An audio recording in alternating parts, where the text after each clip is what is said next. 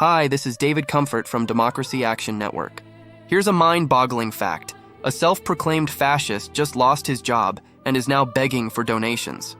That's right.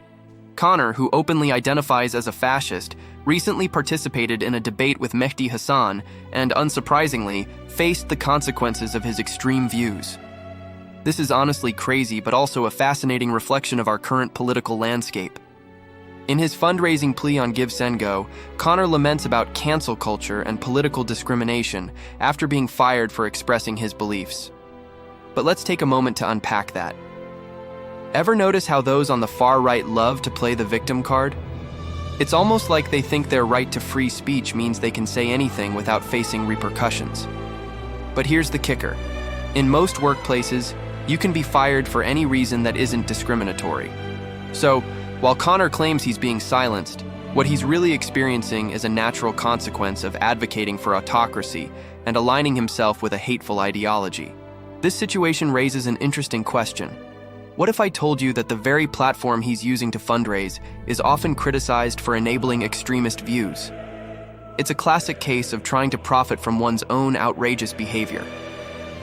Attorney Ari Cohn aptly described Connor's situation as pathetic, grifty crybabyness. It's a striking example of how some people are willing to exploit their own failures for financial gain, all while deflecting accountability. The reactions on social media are equally telling. Users are quick to point out the absurdity of Connor's plight, with many highlighting the irony of his First Amendment claims. The truth is, he's not being jailed for his beliefs. He's simply facing the reality that not every employer wants to be associated with a self-identified fascist. This reflects a broader pattern where extreme rhetoric leads to real-world consequences, a lesson that many seem to overlook.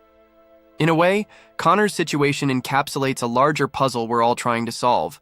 How do we engage with extremist views without giving them a platform? It's essential to challenge these ideologies while also understanding the societal implications they have. So, as we navigate these turbulent times, let's remember that accountability is key, and we must work together to ensure that hate doesn't find a home in our communities. Please like this video and subscribe to our channel. It would help out a lot. Peace.